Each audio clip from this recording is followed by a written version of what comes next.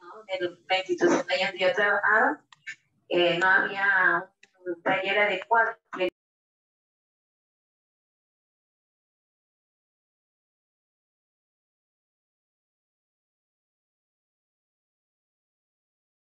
Lo mismo que me gustaría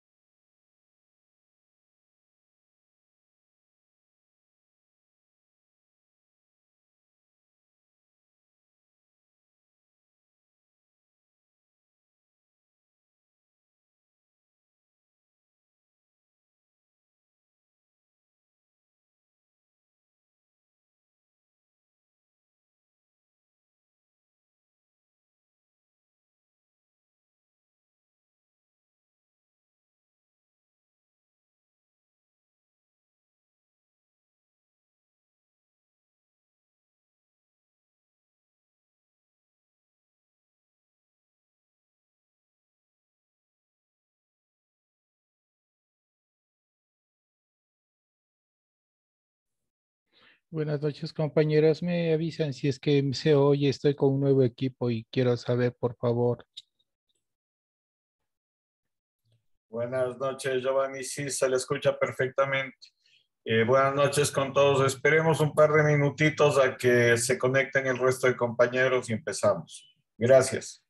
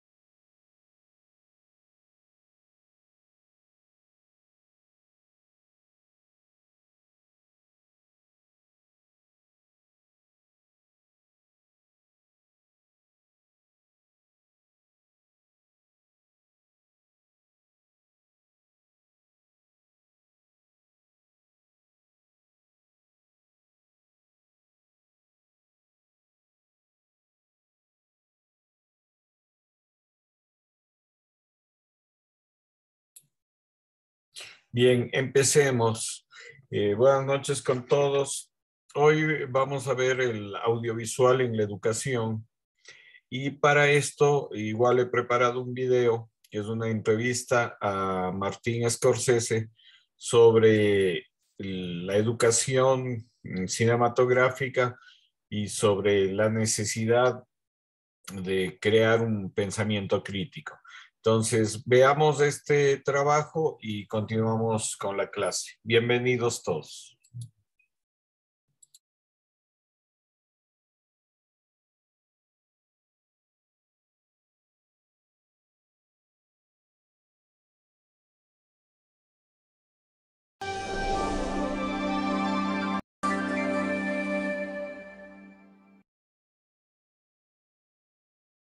You know, I come from a working class family. My mother and father weren't well educated. I was second generation, I guess, Italian American. There was no tradition of reading in the house, no books. Of course, I read in school, et cetera, books in school and that sort of thing. But it was more of a visual tradition, and more if I was taken to movie theaters a lot. Also, being a sickly child with very severe asthma, I couldn't play sports. So again, the movie theater and the church and the movie theater. And so Along with the films, there was also the advent of television, 1948, 49, and the heyday of really some of the best programming in American television, in the history of American television up to this point, with the 50s, 1950s. And so I saw a lot of television shows, but also films on television. Being working class family too, they didn't have enough money to go to the theater, so theater wasn't an option. Live stage shows. So it was mainly visual literacy. What was happening at that time to me. I did not understand that was happening. What it made me realize was that there was an intelligence, another kind of intelligence, that was trying to tell a story through where the director, the writer, and the cinematographer, where they were focusing your eyes. You know, whether it was the camera may be on an extremely low angle, looking up at you.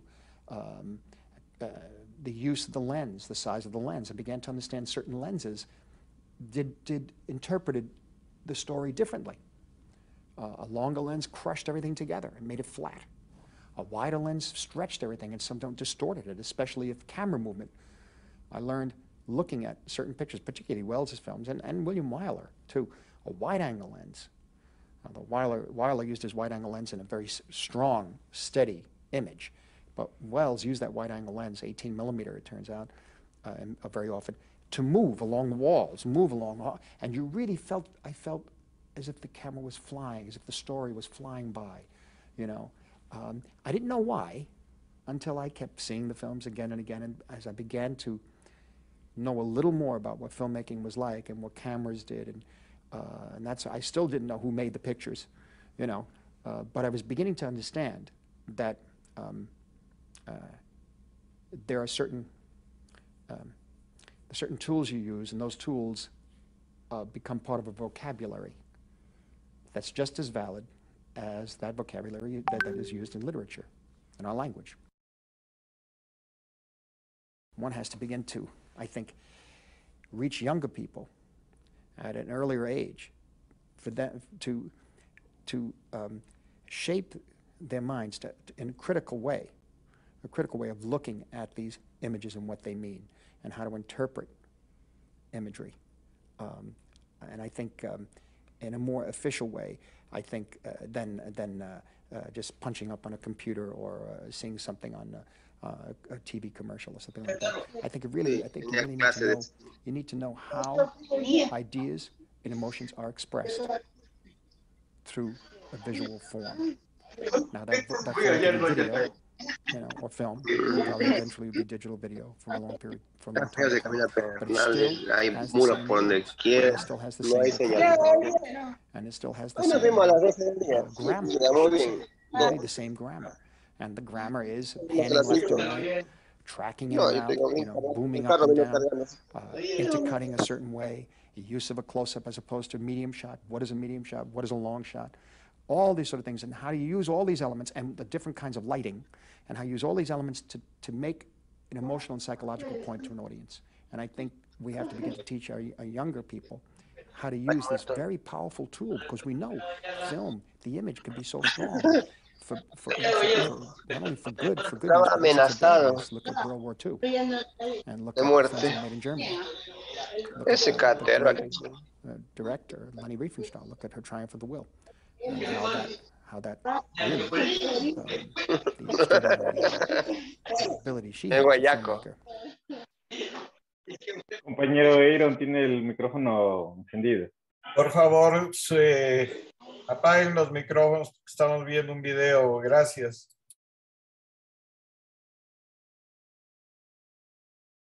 Leni Riefenstahl, look at her Triumph of the Will, and how that really, the extraordinary ability she had as a filmmaker, how that helped shape the policies of the Third Reich. And of course, we know what that led to. And so film is very powerful. Images are very powerful, I should say, and we have to begin to teach younger people how to use them, and and at least to begin to understand, to interpret them. I think it is good. If a young person wants to express themselves and take a video camera and go out, they're going to find that they have to frame the image. And in framing the image, they're going to find that they have to interpret what they want to say to an audience. Now, how do you point the audience's eye to look where you want them to look and to get the point, the emotional and psychological point that you want to get across to them? They're going to have to make that decision. The real making of the filmmaker is when they look to that viewfinder to tell the story. And I don't mean just telling a story, man goes, you know, boy meets girl, boy loses girl, boy gets girl. No, I mean a story could be a story could be rain hitting a tree, leaves. That could be your story. You know, how? Where do you begin to put the camera? Then let them see what they do. Then, you know, I mean, yes, there's a curiosity in children and young people. They may try one or two and then they realize it's not for me and they move on. But there might be, there's one or two that realize that if I put the camera under this leaf and I see this drop of rain coming at, you know, I get it in such a way. And if I wait for a certain hour in which the sun is glistening, at that, you know, who knows? May not be a filmmaker, may be a great painter. But you'll find that they will learn. They will learn as they do it. At the same time, the respect for the language of cinema itself, the history should be taught, and the visual literacy should be taught, because there are others who are not going to be able to do that. There are others who can't afford to get a camera. And this is one of the things, where I came from, we couldn't afford any 8mm cameras or anything like that. I drew pictures. I imagined that they moved, but I drew them. You know, violence is an encompassing word. It's a word that takes in so much. It depends on the world you're depicting. It depends on the audience you're aiming for. And then there's the issue of your responsibility to the story and to the world that you're depicting. And if you're going to go on a realistic basis, let's say, where a world I came from, although it was good, hardworking people trying to raise a family respectably, there was a lot of organized crime, and I saw a lot of violence where I grew up. I just saw it. It was part of me. When it came time for me to make movies, I knew those films were not for children. That was a time before, that was a time with the rating system, but it was before cable television. I knew those films would never be shown on television. And if they were, they'd be edited to the point where they were unintelligible and I couldn't care less, because I wouldn't want them shown at 6 o'clock at night or 8 o'clock at night for a child of mine to see. The violence that I have in my pictures, and again, you know, be self-criticized. People say, sure, you know, the kind of violence you do, you think is all right, but if anybody else does it, you're criticizing them. But when we're talking about the violence in my films, it's not pleasant. It's not pleasant. And I've just finished a film. Now I'm working on this film right now, which is very violent, and it's not pleasant at all. And it's not. You reap what you sow in the stories I'm trying to tell, and I don't know any other way to show it.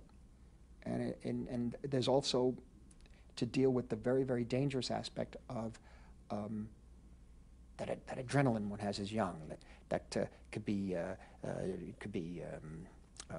expressed many different ways, and some sort of excitement, whether it's sexual excitement or violence or whatever.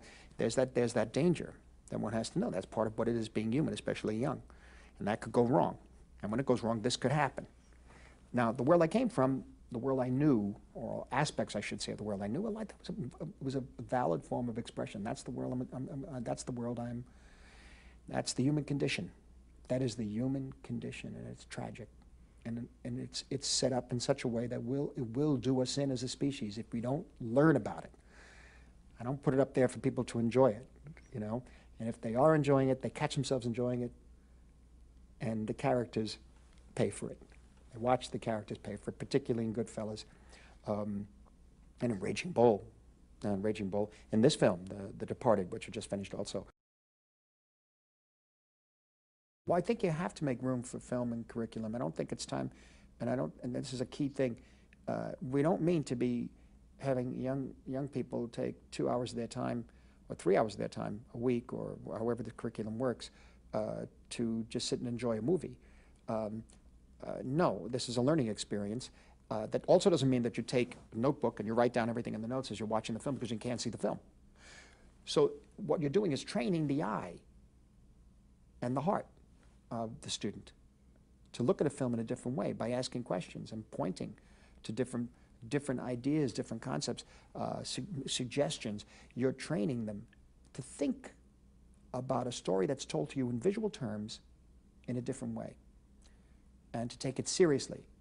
I don't say it's a great film. You can learn more from even a bad film. You know, and so this is why it's so important, I think, because so much of today's society is done visually and even subliminally for young people that it could be dangerous. And one has to know it's a very, very powerful tool.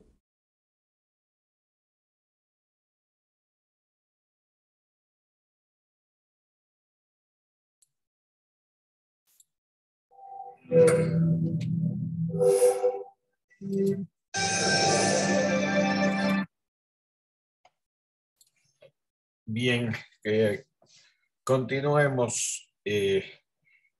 Este es un trabajo bien interesante de Martin Scorsese, un director que ya tiene más de 60 años de trayectoria dentro del cine, con películas muy importantes, y es uno de los directores que sigue vigente, ¿no? Dentro de la producción cinematográfica. Y él marca algunas cosas que son importantes, ¿no? Dentro de la educación cinematográfica o dentro de la utilización del audiovisual para justamente la educación, ¿no? Él lo que dice es, no se trata solo de enseñar una película, de que la gente vea una película, sino de darle cierta guía, cierta pauta para que la persona que ve una película pueda analizarla, pueda tener otros puntos de vista. Como hemos visto a lo largo del taller, si uno maneja mayores elementos de comprensión de un film, lo va a entender mejor. Entonces, se trata de eso. Y en la actualidad, como hemos visto que estamos tan bombardeados de imágenes audiovisuales, tanto en redes sociales, en todas las plataformas digitales, ¿no? Es importante que cada vez tengamos una posición crítica con respecto a lo que vemos, ¿no? Eso es fundamental, ¿no? Y no se trata solo de enseñar el lenguaje, sino como él claramente marcaba, es para qué utilizas este mensaje o para qué utilizas esta herramienta, ¿no? Y él marca claramente que esta directora alemana, Liebenstein, ¿no? Que realizaba unas películas primero bien hechas, pero ensalzando la figura de Hitler, ¿no? A todo lo que llevó. O sea, la población alemana estaba convencida de que lo que hacían en ese momento era lo correcto. Entonces, ojo también con esto, que un poco el cine tiene ideología, ¿no? O sea, siempre hay que tener presente eso, ¿no? De que detrás de quien tiene una cámara hay una posición, ¿no? Siempre va a haber una posición.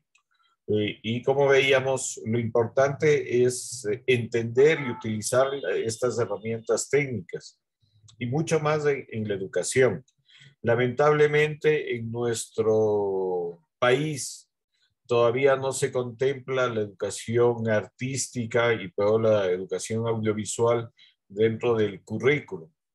Pero creo que iniciativas como estas del taller y experiencias como las que estamos haciendo, de tratar de en nuestro círculo familiar, en nuestro círculo de amigos, en círculo escolar o donde ustedes tengan posibilidades, comencemos a reproducir esta experiencia de por lo menos tener una mirada crítica con respecto a las imágenes que vemos, ¿no? No solo se trata de las imágenes que nos gusta o nos disgusta. En la actualidad, en las redes sociales, un poco lo que decía uno de los compañeros, ¿no? Alguien se mata por hacer una película y la verán unas 100, 200 personas. pero aparecen estas muchachas semidesnudas que están hechas las que se bañan o cambian de ropa y tiene más de 10,000 visitas. Entonces, ¿por qué ocurre eso? Justamente porque nuestro público, la gran mayoría de nuestro público no está educado.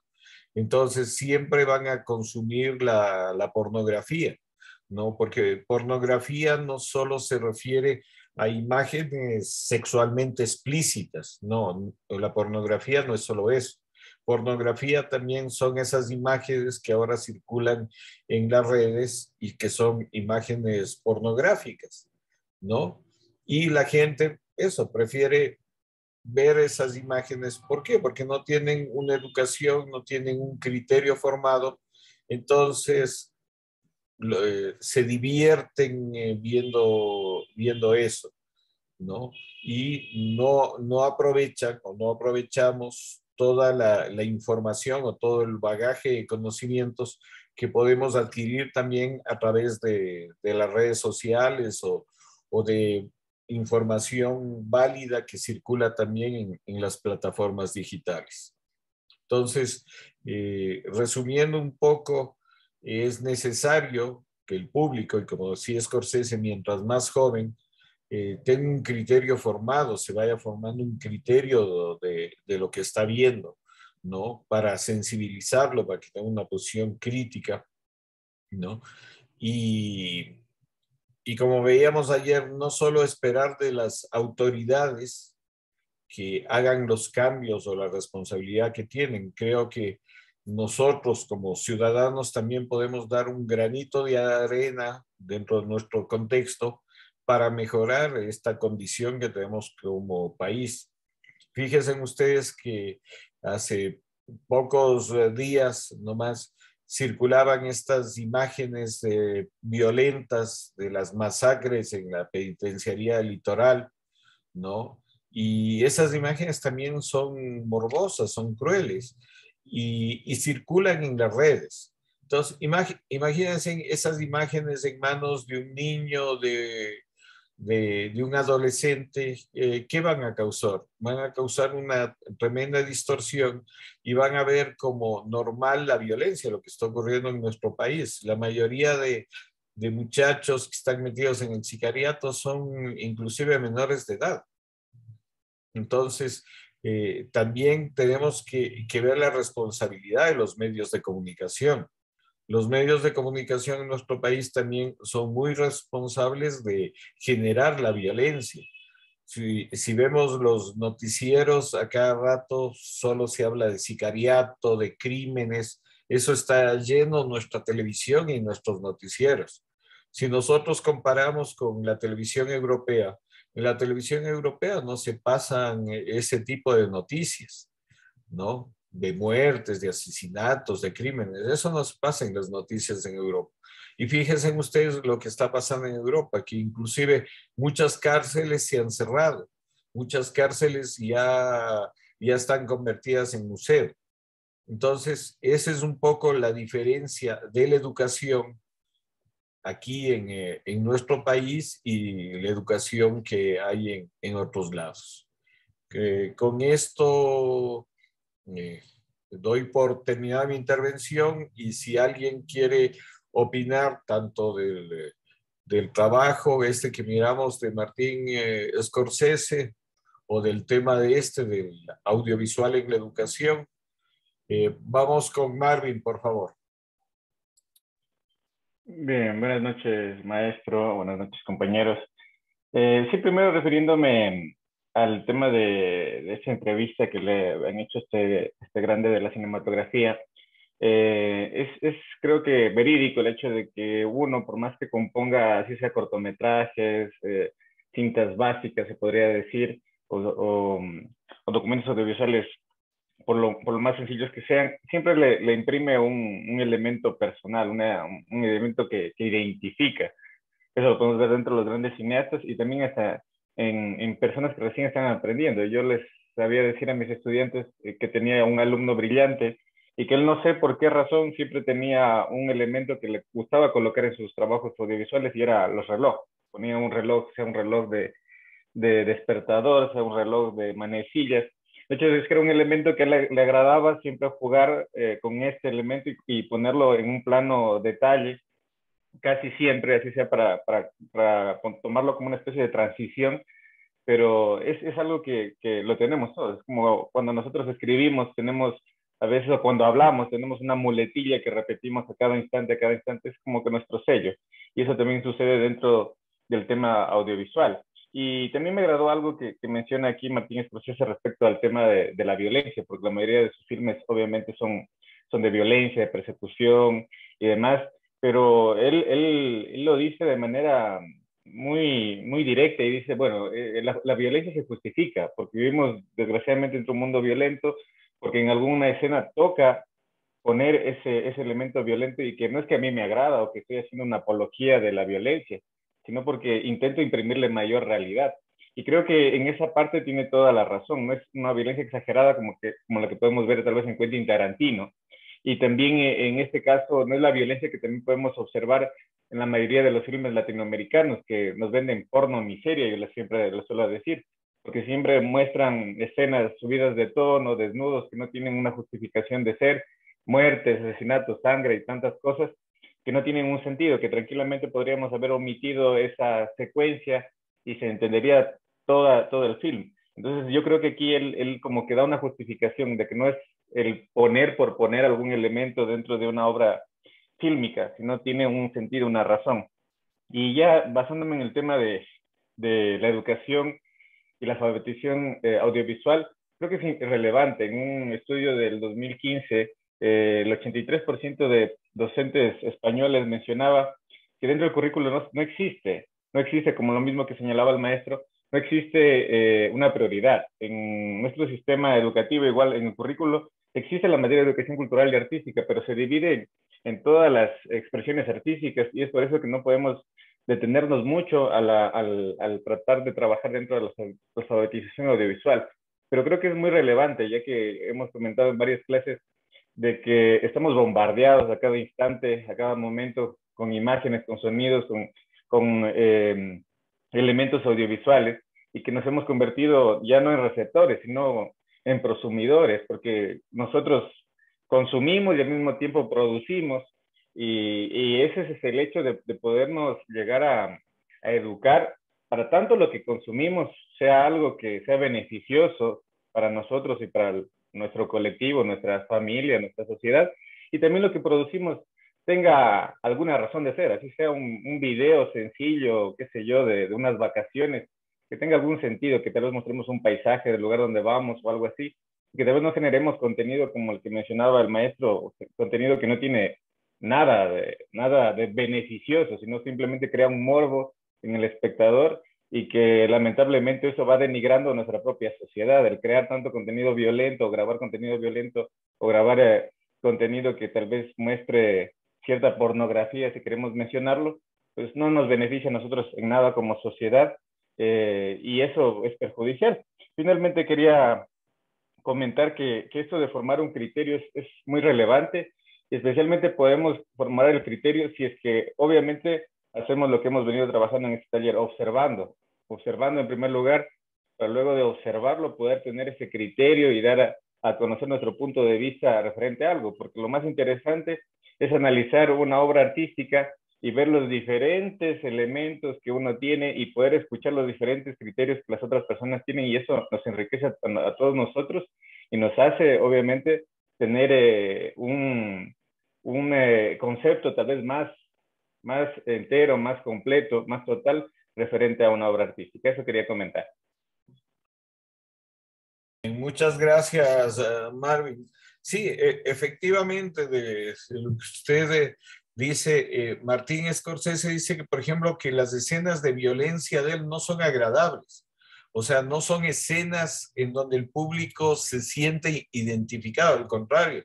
O sea, él hace un tratamiento, cosa que el público como que rechace esa violencia, ¿no? Entonces, sí hay un cierto distanciamiento con el manejo de esa violencia y realmente no hay el morbo que vemos justamente en otras películas, ¿no? Con respecto al tratamiento de la violencia, ¿no? Lo otro también rescatable es que hay que darles criterios.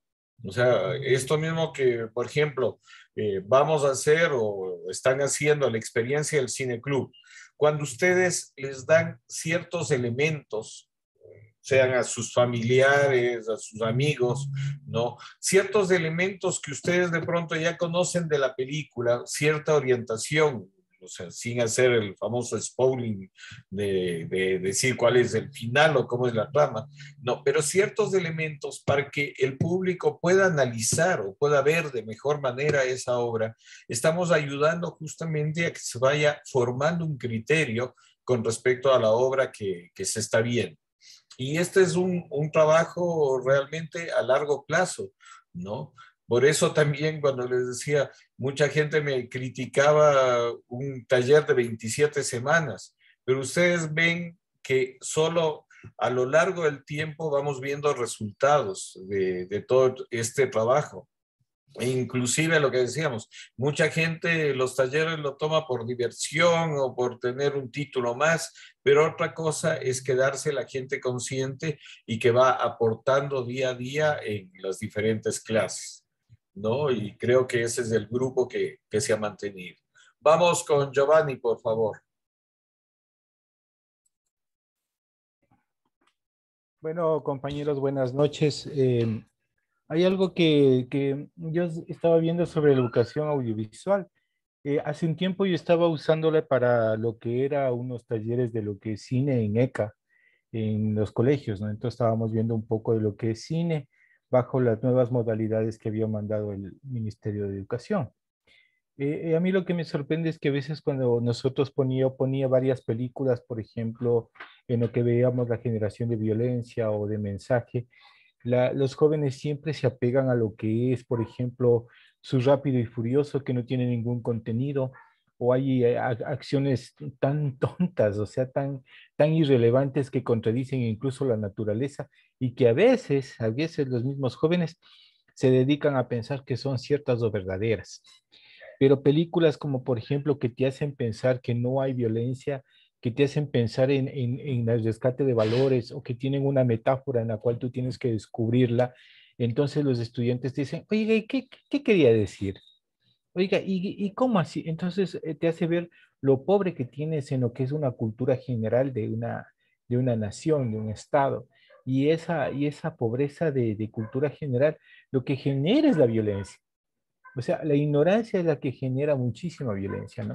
Entonces, sí, las películas de Martin Scorsese son muy buenas, para mí son de entre las mejores, pero, o sea, hay que tener el sentido bien puesto para analizarla y poder comprender qué es lo que nos quiere decir o cómo nos quiere hablar las imágenes, ¿no? Entonces, la educación audiovisual es muy importante porque incluso cuando nosotros hacíamos prevención de VIH-Sida, yo pude más o menos hacer algunas modificaciones de un video en inglés y que nosotros lo tuvimos que quitar todo el audio y ponerlo en traducción para que nosotros podamos irlo haciendo la narración solamente escrita, ¿no? Con sonido y con todo ese tipo de cosas. Entonces fue más comprensible. Por ejemplo, a nosotros nos mandaron en materiales acerca de lo que era del VIH-Sida, acerca de México, del Salvador y de Estados Unidos traducidos al español, y nada material aquí del Ecuador. Entonces me acuerdo que para una mejor aceptación del público de acá del Ecuador, me acuerdo que se gastó y se tuvo que gastar en lo que has dicho invertir, en lo que son las famosas suquillo que comenzamos con un buen material de trabajo y que fue muy famoso acá y que tuvo mucha acogida en lo que era el público adolescente, en el público que tenía ese buen gusto. Entonces, ese material audiovisual, nosotros conjuntamente los dos temas, más un video promocional del grupo de Cacería de Lagartos que hizo todo un corto pequeño.